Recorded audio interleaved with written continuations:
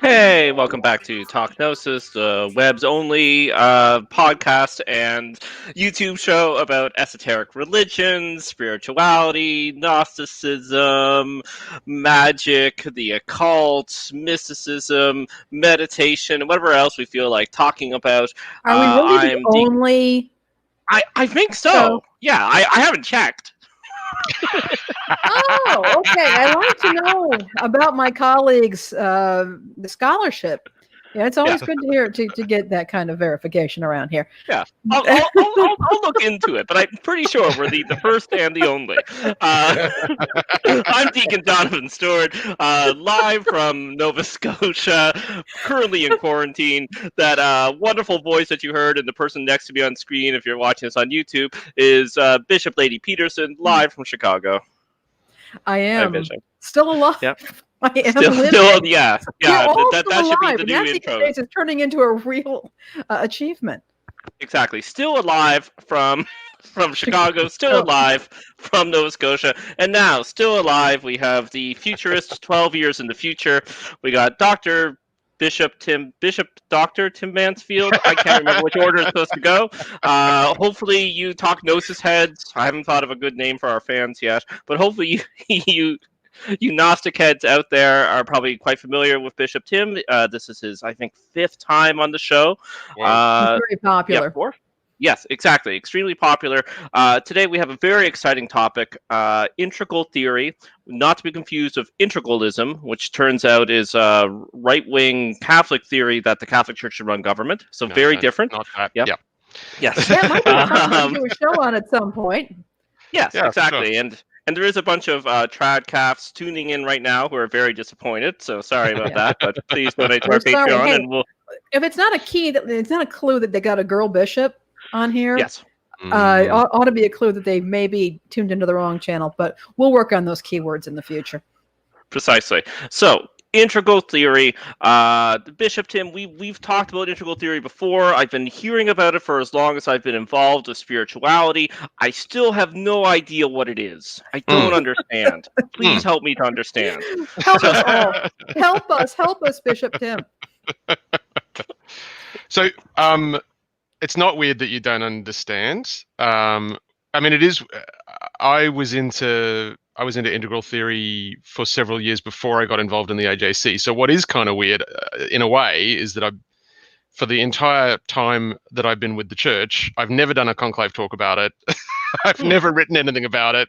I've never said anything on Talk Gnosis about it ever. So it's kind of weird, right? It's like my secret. It's my even more secret, even more underground interest than Gnosticism, which is saying something. So integral theory means slightly different things.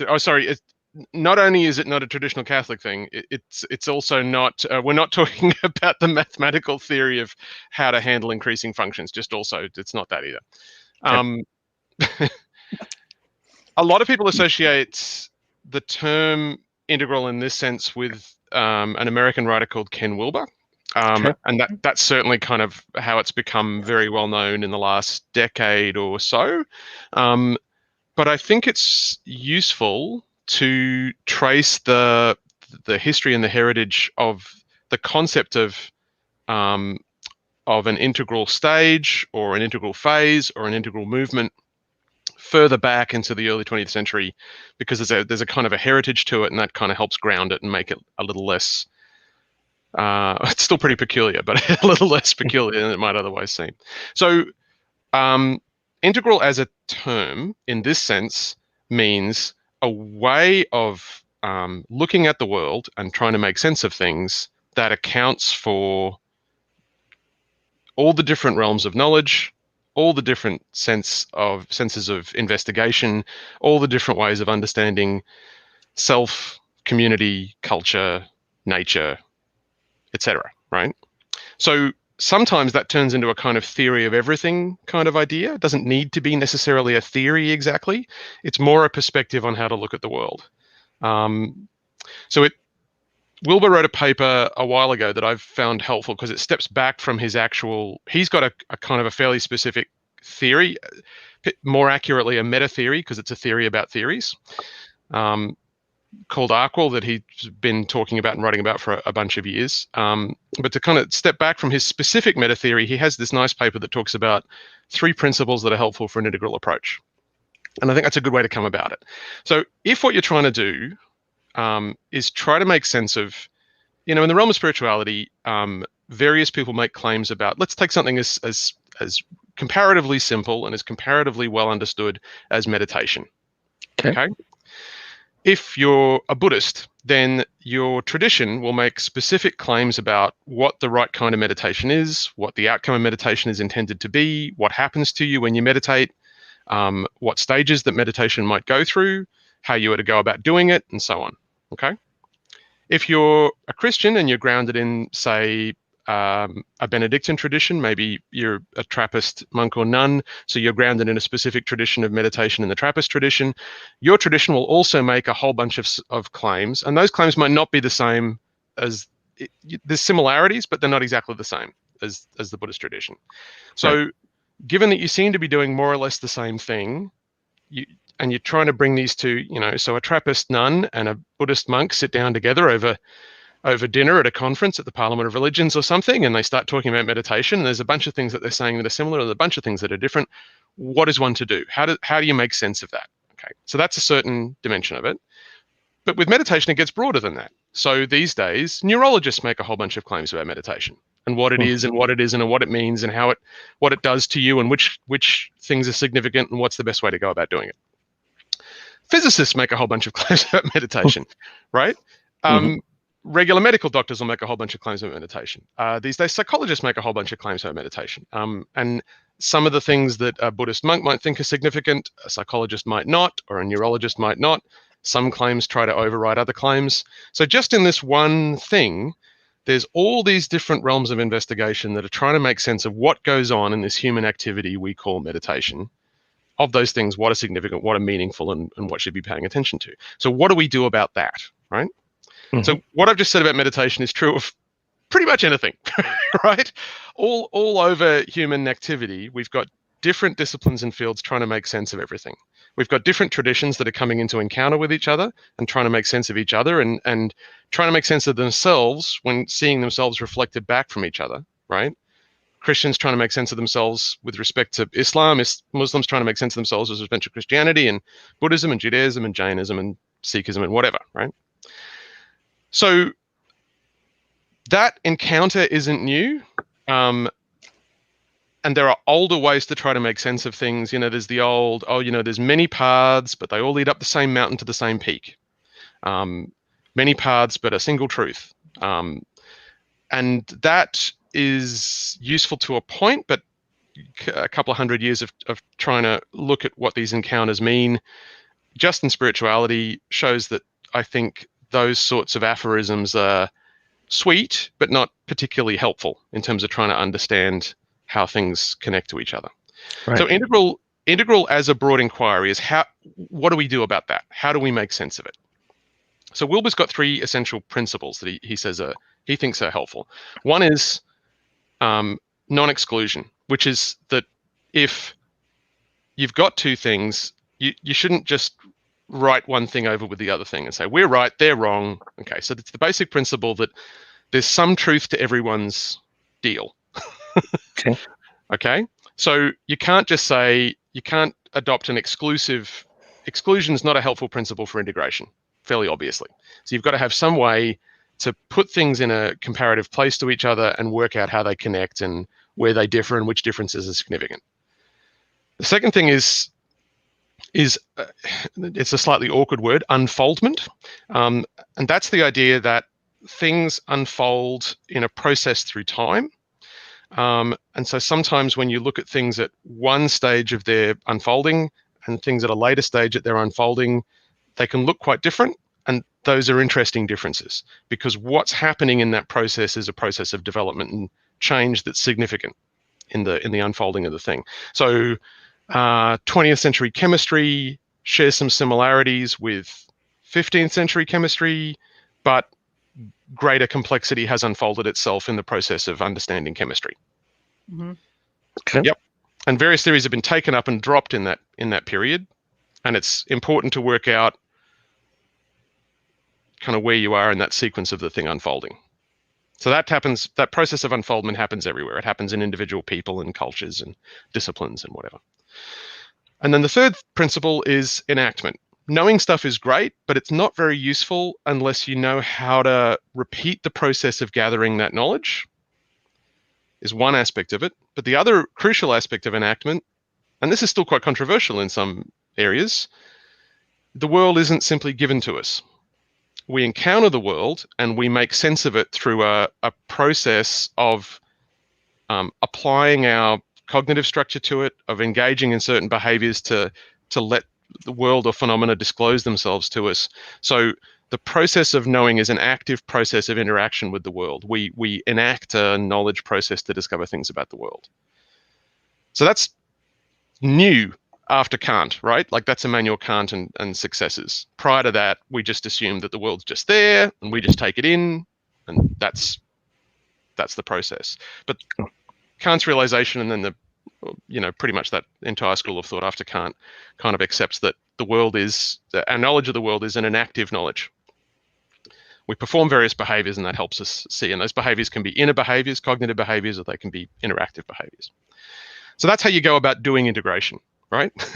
Mm-hmm. So that's the kind of all integral theories kind of in some sense share those three sorts of principles in different ways. And Wilber's meta theory is one integral theory. There's other thinkers that have had other goes at it. So there's three sort of giant figures in the 20th century. I think that the first one's Aurobindo Ghosh, Sri Aurobindo from India. He was an Indian nationalist, got arrested, got jailed, had a spiritual awakening in jail, and then went, right, enough of politics, and went off and founded an ashram, invented a thing called integral yoga, so a way to bring the whole human being into being, and wrote two really significant, he wrote a lot of books. I think the collected works of Aurobindo are 37 volumes or something, but two made it big outside of India, The Life Divine and The Synthesis of Yoga. So The Synthesis of Yoga is about integral yoga, and The Life Divine is about his idea of how human consciousness is unfolded through a series of stages through time. And he paints a picture of the future unfolding of human consciousness. It's massively influential. So that influenced people like René Guénon, I suppose, various other people in the West, hugely influential in India, massive figure in Indian philosophy, debatably the most significant figure in Indian philosophy in the early half of the 20th century. So that's Aurobindo, step one. Step two, so he's the first person to use integral in the sense that we're talking about, that there's a new phase of human consciousness unfolding. So this is the second.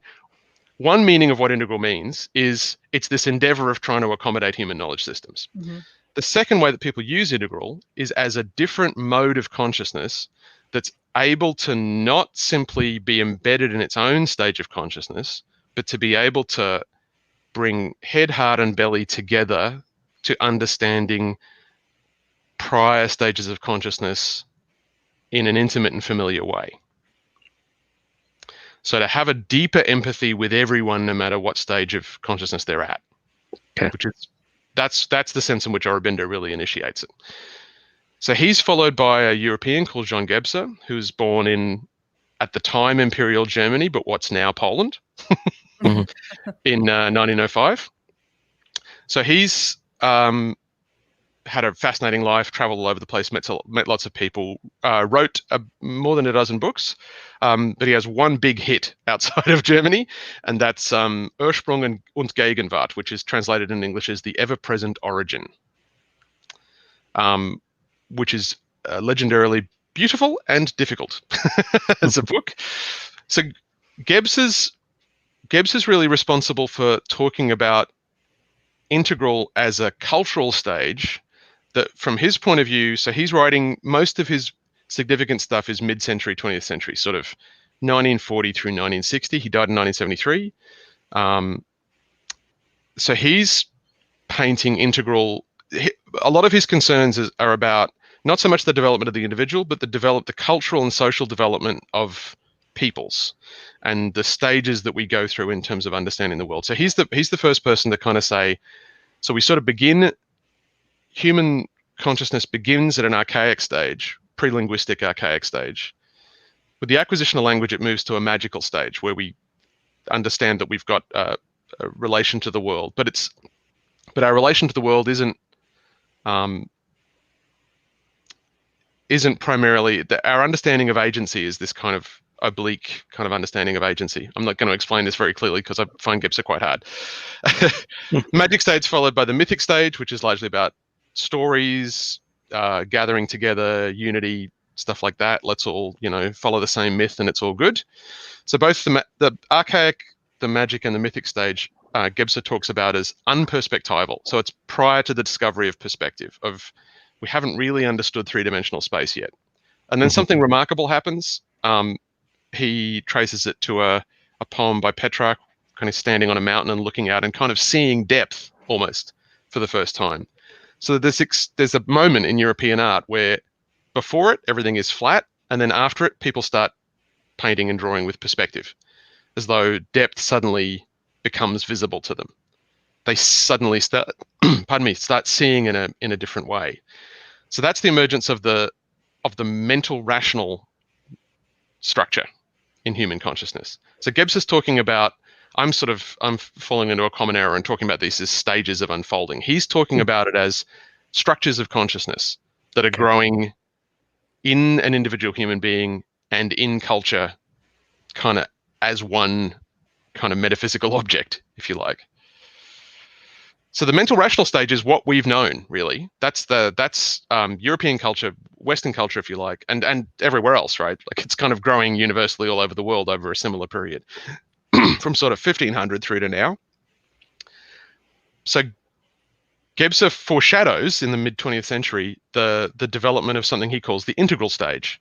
So the integral stage is a structure of consciousness which creates a situation that he calls diaphaneity. So the translucence, the ability to kind of see through the current structure, the current situation, back to prior situations, so that time and history start to become visible to us in the present moment. Whereas previously in the mental rational stage, we're locked in our own present time, and previous stages are kind of ignored. That's not what we're doing. We're doing this thing. But in the integral stage, we're not just locked in present time. The time of the past, and also to some extent the time of the future, begins to become translucent to us, and all of it's present in the current moment, which is disruptive. Right. And if you look at global culture, really, not just in the West, but everywhere in different ways, modes, and forms, sort of from 1940 through to now, and I said to you, would you say that time is, that period is characterized by this co-presence of all of history and the sort of weird foreshadowed presence of the future in the present moment? Probably most people would agree that is not a bad way to characterize what's been going on. Yeah. And so for Gebser, the growth of that structure is also growing inside us. And so we're developing an individual and shared capacity to be able to engage in that. But that's happening to us at different rates and stages. What comes to mind, Bishop Mansfield, as you're describing this, is we often speak in Gnosticism, and this is coming from classic ancient Gnosticism, is the idea of different levels of understanding: the hylic, the psychic, and the pneumatic. And our colleague, Monsignor Scott Roshbach, will even say that those three things are present in us all the time. It's not like necessarily a linear stage of development. It's something that's in us all the time. So when you were discussing this, it just that particular paradigm came up for me. Yeah. I immediately resonated. Absolutely resonates, yeah. Yeah, for sure. So, and Gebser's the same, like, Gebser talks about these as structures of consciousness because for him, all those structures are always present in us at every stage, right? So as we move through history, first, the dawn of humanity is characterized by the development of the archaic structure, and then through that and enfolding it, this is the unfolding thing, right? Unfolding and enfolding, right? So we're then also enfolded in a magical structure, and then the magical structure is enfolded in a mythic structure. The mythic structure is enfolded in a mental rational structure, and then the mental rational structure becomes enfolded in an integral structure, and the particular gift of the integral structure is the ability to see through the prior structures to the earlier stage. So all of it becomes simultaneously present to us, which goes, so it's interesting. So in terms of hylic, psychic, pneumatic, right? So it's not identical. It's No. it's poetically similar. It resonates. Right, it totally resonates. So the sort of magic and archaic structures you could kind of say are mostly concerned with physicality, survival, prey, food and looking after the kin. The mythic and mental structures are more psychic because they're about the content of the mind. Mm-hmm. Right, so stories initially, and then this sort of rational perspectival view. Mm-hmm. And then the integral structure you could kind of say is either, well, the integral structure is, let's say, the beginning of a pneumatic view, and perhaps there's structures after that have yet to be disclosed. We don't know. So that's if you want to fold the Hylek psychic pneumatic thing, Hylek pneumatic thing, sort of into history in a way. And I think you can kind of do that. So the good thing with, I'll get to Wilber in a sec, because the good thing with him is he kind of adds a lot more sort of useful distinctions and nuance to this, because he spent 30 years kind of going, yeah, but how does it really work though? Gibbs is a European, he's European, he's a poet and a philosopher, right? So he's concerned with depth and richness and the way this speaks about art and culture, and it's beautiful stuff. You can read a lot of Gebser, and it's very difficult to make you have to read it multiple times to make sense of it. I really recommend the work of Jeremy Jordan, by the way. I want to give him a shout out in this. He's got a podcast called Mutations, and he's the president of the Jean Gebser Society, and he's been doing a lot of work in the last 10 years to try to make sense of Gebser for other people. So I owe whatever I understand of Jean Gebser to Jeremy, really. Maybe we can include a link to him in the show notes after, but sure. Yeah, he's written a lovely book called Seeing Through the World, which is a short little sort of summary of some key ideas from Gebser that I think is really worth reading. Okay. Well, let's stay and Wilber. Wilber. Yeah. So how does Wilber make this? Where do you want to go? That's where I wanted to go. You read my mind. Cool. How does Wilber make this more digestible? How does he break it down? How does he add to it and transform it? Yeah, totally. Okay. So Wilber's Ken Wilber. He's born 1949. He's still alive today. He's an American. Philosophers tend to resist characterizing him as a philosopher. It's debatable. Personally, I'd place him within a particular school of American pragmatism as a school of thought. In terms of his approach to doing thinking and thinking about thinking. I think he is a philosopher. He's not an academic philosopher, so he has absolutely no credibility in the discipline of philosophy as it's constituted in academia, legit. Nevertheless, he is doing a thing that you'd refer to as philosophy.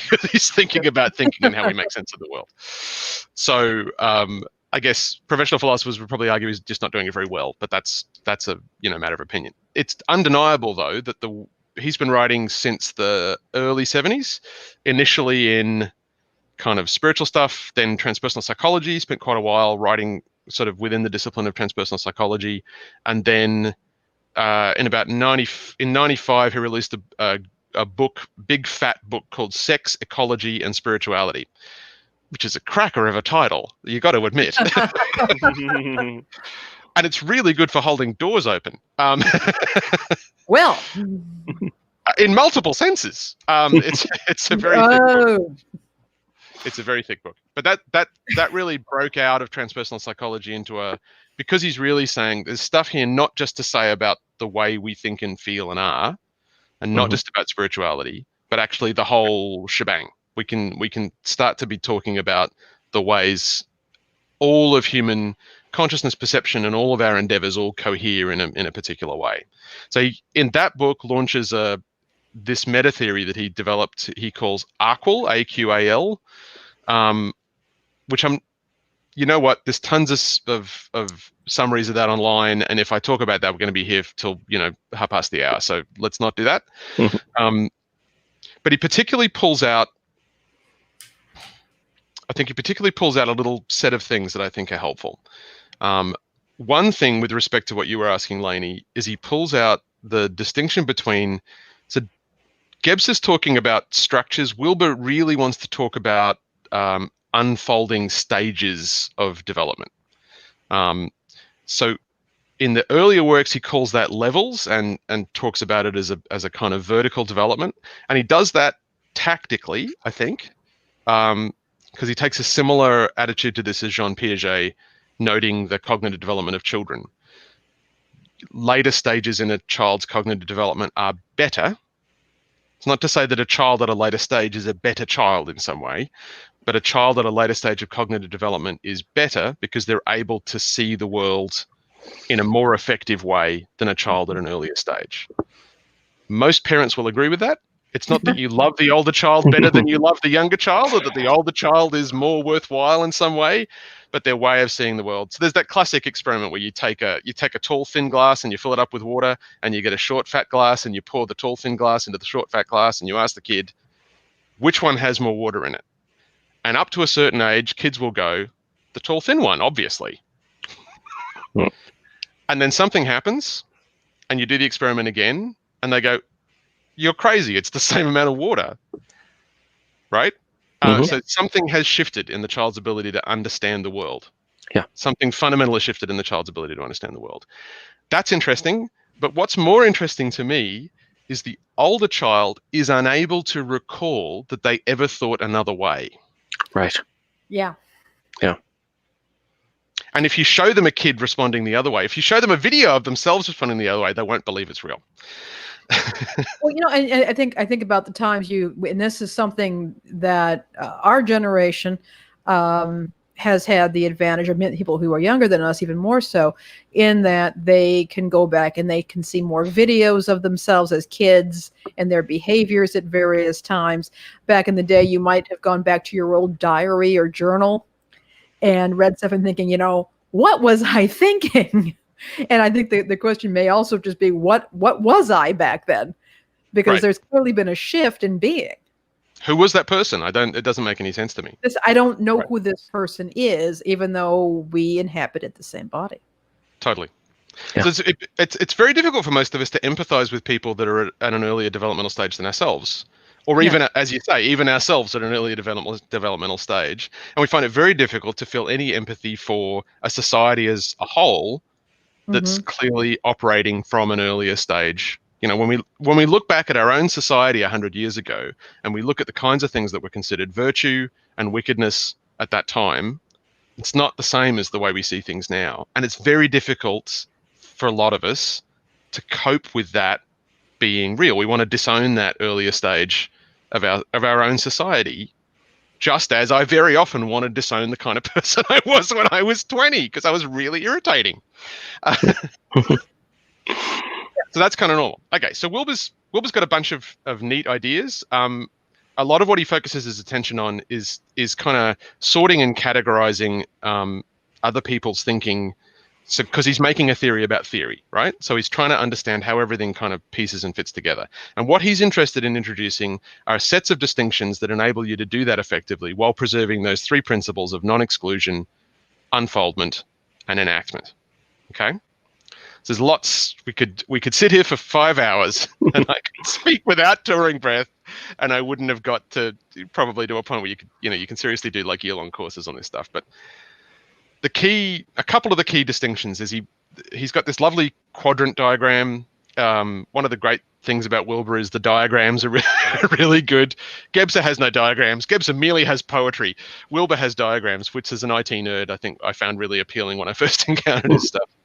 So he has this neat idea of it's important to distinguish between whether you're looking at something from an interior perspective by looking into yourself, or you're taking an exterior perspective, you're looking at something out in the world.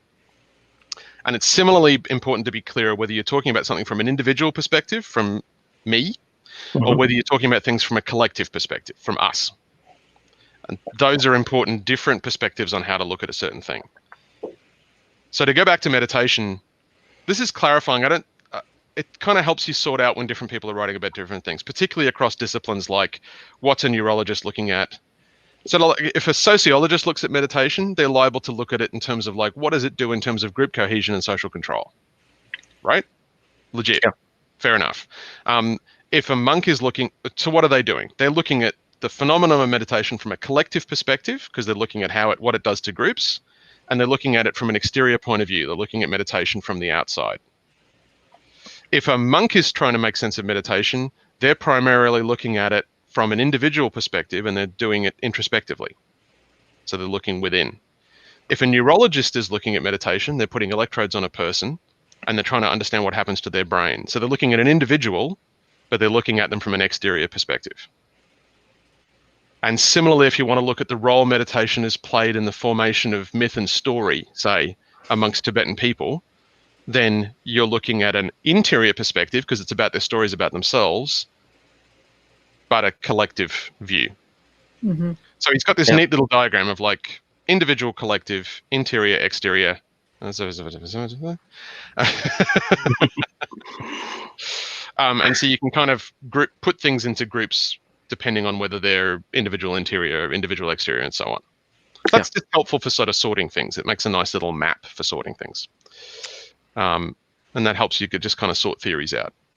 The second thing I think that he does that's helpful, and it comes to that question you raised about hoolic, psychic, and pneumatic a bit, I think, Lainey,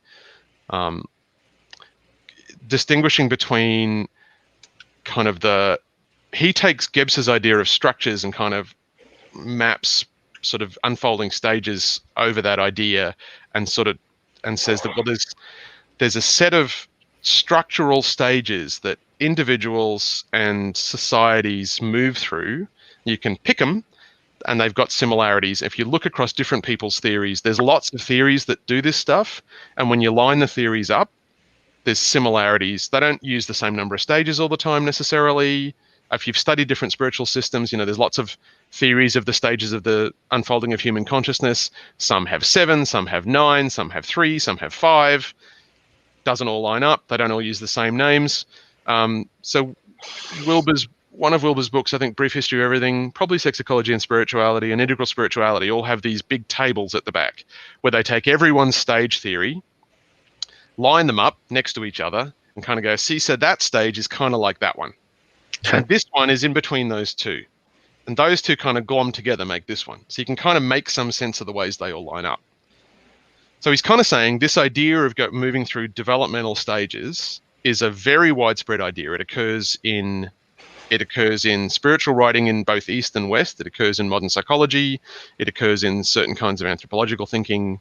It's also controversial, right? So particularly, you've got to be extraordinarily careful about how you talk about the development of societies and about greater and lesser developed societies. I think a lot of that's terminological, and a lot of that's about whether some kind of intrinsic value is put on people at different developmental stages. But the reason I talked about kids and their cognitive development is to kind of point out that that's not, it's perfectly possible to equally value people and societies at different stages and also acknowledge that a process of unfolding is happening. Mm-hmm. And that's a normal and natural thing, and to not kind of make that about who's worth. The trouble is the history of that kind of thinking is in the colonial project, is part of the colonial project and part of the justification of Europe's domination of the rest of the world. So you've got to do quite a lot of decolonizing work to make that make sense in a way that's helpful. Yeah, the 19th century, I was just going to say the 19th century was really big on diagrams about the development of societies. Right. And so you open Wilber and you feel like you're getting confronted with the same thing, and it takes a bit of work to kind of realize that that's not quite what's happening. But sorry, Bishop, go. No, I was just going to say, because I'm thinking about Christ's teachings about becoming as a little child. And as we've already acknowledged in this conversation, we don't tend to have a lot of empathy for ourselves when we were younger. Absolutely. It may have been in a very cute little body, and we excuse it, but we don't really do that. So, but yet I think this speaks to this conversation right here, where we know that this sort of notion of this progressive development has been used in colonial projects. It's been used in eugenics and racism, and some of the worst things that have ever happened in human history. And yet I'm reminded that Jesus kind of turned that on its head and spoke of becoming as a little child. So there's some stuff here that can be worked with, even within the Orthodox Christian tradition, small o, but also for Gnostics. Definitely. Yeah, I think there definitely can be. I just want to pick that out because that's really important what you've just said, Lainey. The issue, what's going on there? We've all had experiences, particularly if you're not a parent, right? You've been at a gathering, there's been little kids, they've been raising a ruckus of some kind, and you just you just want to lose it for a second. And if you walk away and you look back on what was happening, nothing dangerous was happening, right? Yeah. You weren't at any risk. Nothing bad was about to happen. Why were you getting so annoyed at that kid? Mm-hmm. What's going on? So just to kind of pull out, there's an Wilber introduces, he uses the word shadow. It's a Jungian word, but Wilber uses it in a slightly more specific way than Jung meant it. And it's not completely part of the idea of structural development, but it's closely connected in this particular way.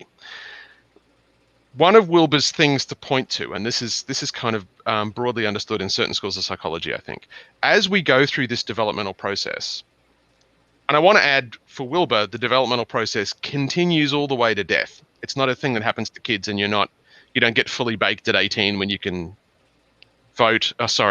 US 21 when you can vote. Well, you can vote at 18, but drink at 21. Weird, but no, you do you. You can join the military when you're 17. Woo! So you're not fully baked at 17, 18, 21. Right. You continue developing all the way through life. So for Wilber and for this school of psychological thinking, partly what's going on in that developmental process is at each stage you're acquiring things you acquire things in a certain stage, you carry those things with you to the next stage, but there's also aspects of the prior stage you disown. Yeah. Kind of say, that's not me anymore. I'm not that kind of person. And that happens at a conscious level, but it also, more importantly, happens at an unconscious level. Right. And those aspects of that prior self at that previous stage get kind of locked away in a little box. And the gradual building of those little boxes is the development of what we're calling shadow. Mm-hmm. So partly what happens at that gathering when those kids are running around and being unruly and you're getting really irritated, right? If someone says, do you have a problem with children, having fun? Well, of course I don't, right? But if I was raised in a certain way where I got messages from my environment that that's not how kids behave, that I had to quieten myself down, that it's not okay for me to be overexcited in groups, and that if adults are around, I'm supposed to stay very still, and I'm supposed to be very quiet, and I'm supposed to be spoken to, not to speak. And I absolutely did get those messages, right? So when those kids are doing that, that's triggering this reaction in me where these parts of myself that I locked away because of what I got from my environment are getting stirred up again. I can't cope with the tension that's creating inside my psyche. So I'm projecting that experience onto what those kids are doing. Yeah. And I'm saying those kids are bad. Those kids are bad. Why don't those parents parent? For Pete's sake. Ugh. So this idea of shadow in a developmental context is a really crucial, interesting, and powerful idea. And I think it's a crucial thing. So there's two sort of linked things there. One is this idea of development, that we're individually going through developmental stages.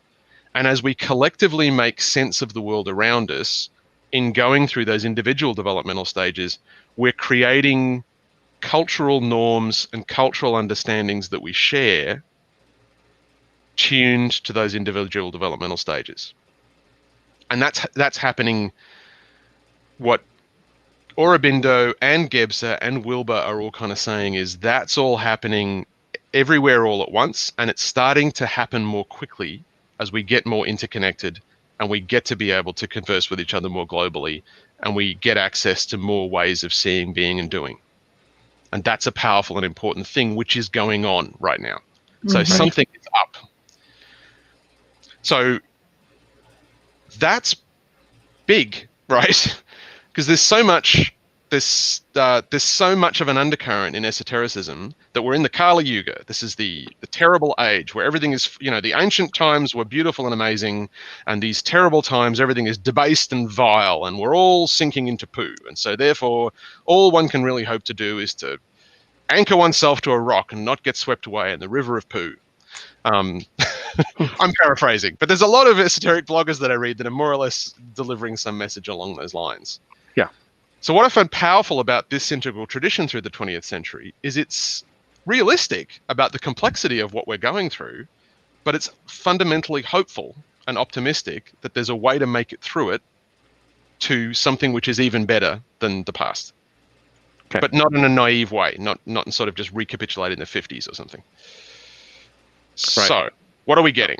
This hopeful vision. We're getting this idea of individual and collective development. We're getting this idea of shadow as a developmental thing, where we're owning and disowning aspects of our past, and that happens at a collective level in culture. We disown roaming around, hunter-gatherer life, right? Wandering about with no particular object a lot of the time, apart from eating, having fun, and singing songs. We pretty strongly disown that. We're not really good at accepting that as a valid way to go about your day, right? And yet, that's hundreds of thousands of years of our own history, and somehow we've decided that was a bad plan. Anyway, interesting. We also, as urban folk, disown agricultural life. That's not who we are. Increasingly, postmodern culture disowns modern life itself and the various ways that one goes about that. So what are we to do about this? So the integral view is to kind of say, is there ways of looking at all that, looking at those structures in ourselves, and then also looking at those structures as they've unfolded in history, and doing it with a sense of empathy and compassion for self and other, understanding that those are both the same thing. Wait, I feel like someone said that before. Gospel of Matthew. Exactly. You shall love the other as yourself, right? You shall love your neighbor as yourself. So we're at 42 minutes, and we've gone through the first question on the question sheet. Awesome! So, we're doing real well. This is good though. We our last guest was like, "Oh, sorry, I'm rambling." I'm like, "No, this is the ramble show, right? We want our guests to come on and ramble." We're having a conversation. Exactly. So I will skip ahead a little bit. So some people at home who aren't familiar with integral theory, they are hearing about the development and your examples of meditation, but they're probably thinking like, this sounds like anthropology, like psychology, like sociology. It's not spirituality at all, right? Yes. Yeah. But it is my understanding that there's integral spirituality. Ken Wilber is a meditator. People talk about it as a non-dual tradition. So I'm going to get you to sort of cram in two answers here into a very long question, which is, can you talk about its reflections about integral spirituality, about understanding it as a religious system, and then can you tie it into Gnosticism or why Gnostics would care? Exactly. Yeah. Perfect. I'm very happy to. So I want to introduce one extra construct to the ones that we've already talked about, and that's what Wilber calls state stages. Okay. So it's a similar idea in the sense of a developmental sequence, but this is specifically talking about meditative states. So the ability to cultivate specific meditative states. So again, every spiritual tradition categorizes states of consciousness, and they lay them out in a sequence, and Wilber has a whole bunch of other tables where he takes Teresa of Avila and John of the Cross, and he takes St. John of the Ladder, and he takes Dionysius, and he takes Nagarjuna and Shankara and various Buddhist and Hindu Advaita systems, and puts the stages next to each other on a table and goes, see, that's kind of like that. Okay. And then he boils that down to a really simple kind of a sequence of things. If you're going to go about spiritual practice, what happens to you is disclosed to you in a groups of experiences that are clustered in a similar way. At the very beginning, most of us are able to engage in what he calls gross experiences. This is kind of TS terminology, I think, but some people say concrete rather than gross because it's not as gross, but experiences to do with the physical world, right? So an example might be Petrarch standing on that mountain, gazing out at the horizon. Most of us have done this. You stand on a mountain, you gaze out at the horizon, and you're awestruck, right? You're not seeing angels. You're not having a non-dual experience.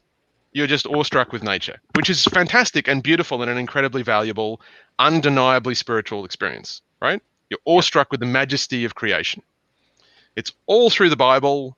The Song of Moses is a long paean to God's magnificence in creation, right? It's fantastic, right? It's a legit thing. But those are concrete gross level experiences about the manifest world. Legit physical experiences, they've all got similarities because that's what they're about. That's the first thing you run across. Kids get them all the time. It's a really straightforward thing to kind of to be able to do. So then, in unfolding out of that, what he calls subtle experiences. So sorry, the concrete stuff, Lainey, that corresponds to the Hulic level in the Valentinian scheme, right? The subtle experiences are feelings, thoughts, emotions, visions, auditory manifestations, kinesthetic energy vibes from the right. So if you embark upon the esoteric path, then that's the stuff you're gunning for, right? Like you really want to, okay, great. Nature in all its bewildering variety is fantastic. But what I really want to do is to have encounters with dead ancestors and meet angel forms and hear the impenetrable primordial tune of the divine unfolding of the word, and etc. Right? So these are all subtle experiences because they're all interior. They're all they're not concrete, yet they are kind of sensory in a way. They're a phenomenological experience of something which is non-material, but it does have content. So that's 98% of what we talk about in Western esotericism is that stuff. Right. Crucial and really fascinating and just mad, just wild vistas of amazing stuff to explore. So you can do that stuff for ages.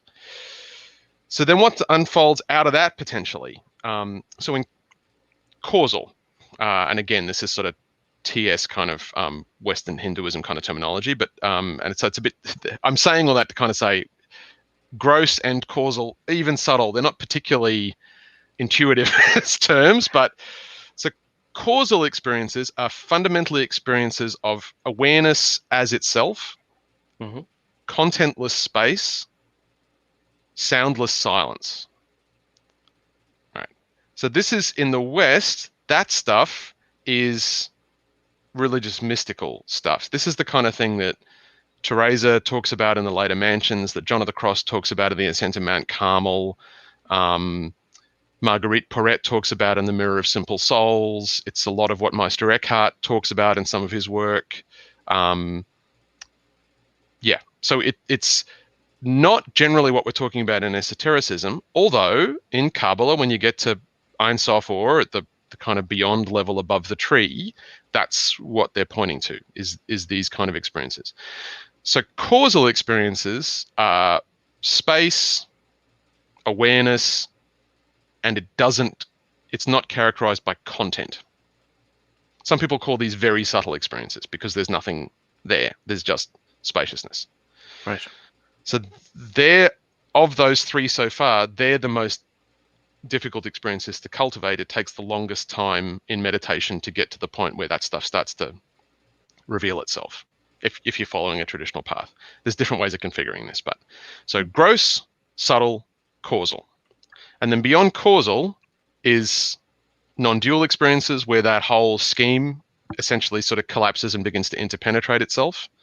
Initially, you're occupying the position of an observer which sees all that interpenetrating, and then the observer itself collapses. So that's what Bernadette Roberts is talking about in The End of Self. That's what Eckhart talks about in his stuff about indistinct union, and there's a huge literature about it in Tibetan Buddhism and Advaita Vedanta.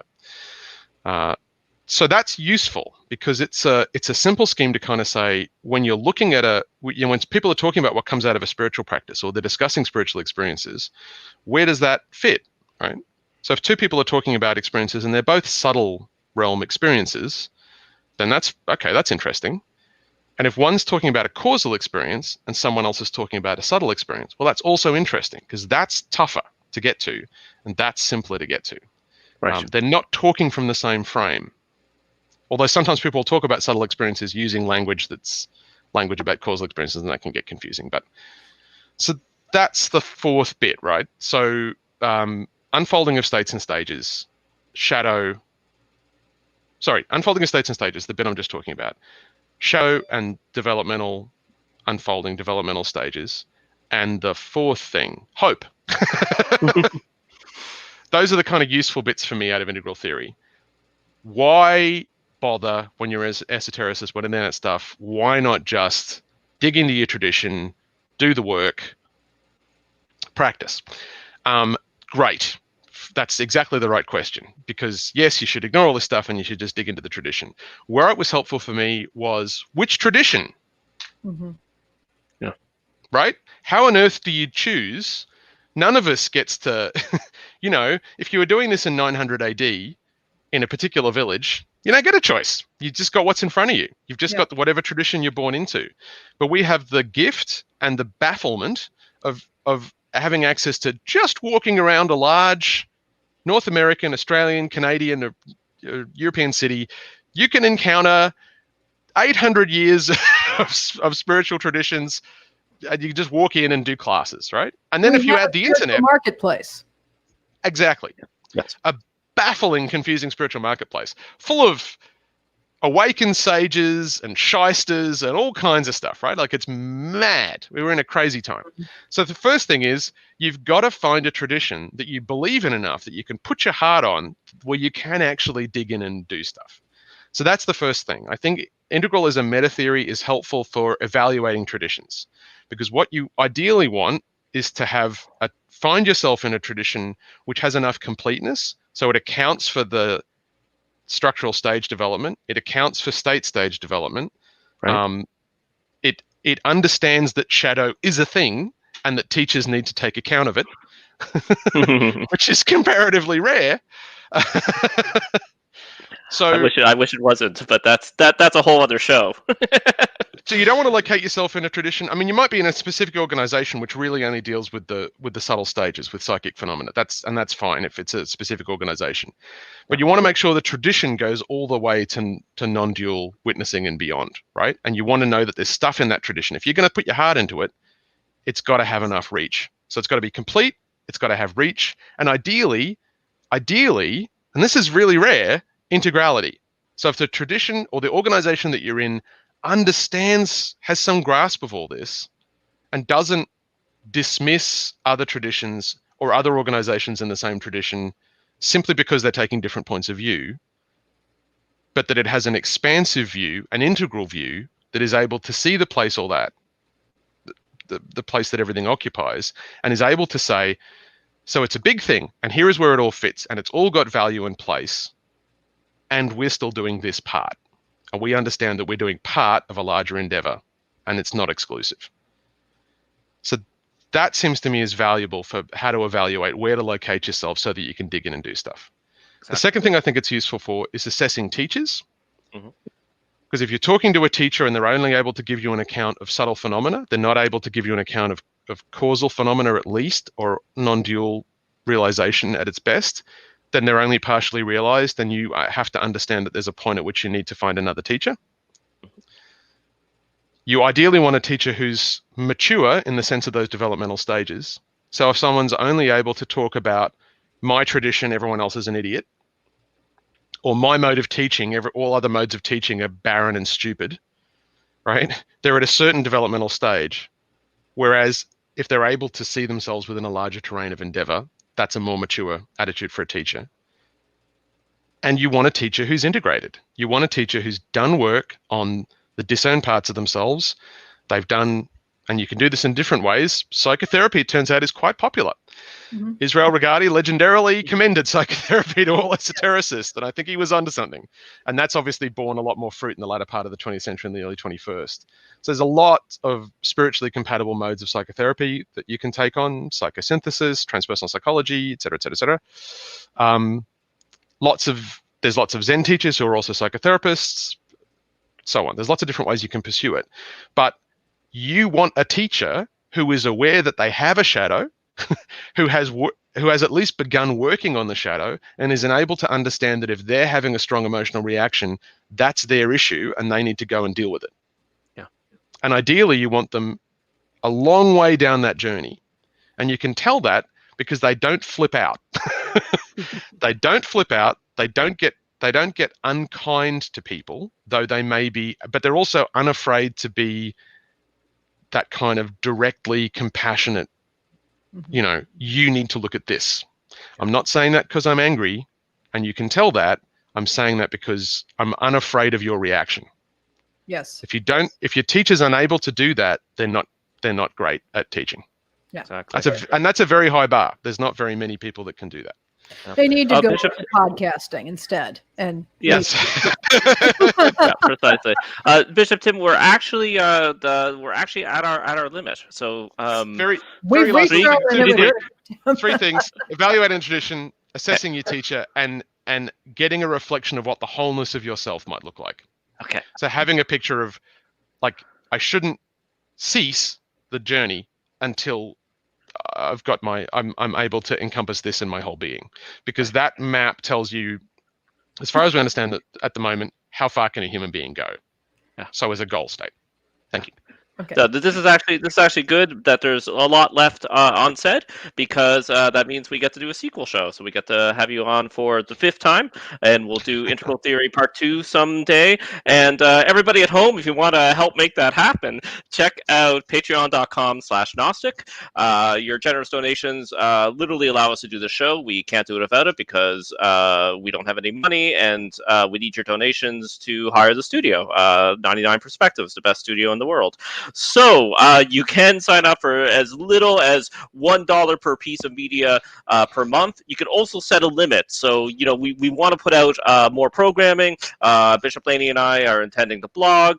We have Father Tony locked up in the vlog dungeon. We're expecting some vlogs from him. So you can actually set a limit. You can go as low as $1 per piece of media. You can do more per piece of media. And if you're on a tight budget, then you can set it at your budget per month. So if you are able to help us, you enjoyed the show, you now know what integral theory is. I know now what integral theory is. This has been a great blessing.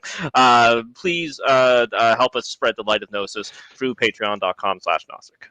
Super quick, do it. If you've watched 3 Talk Gnosis shows, then just sign up for a month for $1 for a while. I'm a patron. I put my donation up and down. If I'm scared about money, I put it down to $1 a month. You can't tell. No one can tell me you can't afford $1 a month. And then if things get a little better, you can put it up a little better for a while. But help these guys out. They need more patrons. They're doing amazing work. They've been doing amazing work for years. And support the show. And we're very bad high licks, so we really do need the money. we really do. And you can also help us out by sharing the show. Share it on your social media, like and subscribe, leave a review, both interact with us in the comments. Feel free to send the show to friends who might enjoy it. Just send it to them on email or through Facebook or on Twitter. I know we have some secret esotericists out there who can't post our shows publicly. I do know that you're there, so feel free to send it to a friend of yours. So thank you so much, Bishop Tim. It's been a pleasure. We look forward to part 2. Bishop Laney, always awesome. And that's it. Bye, everybody. Take care.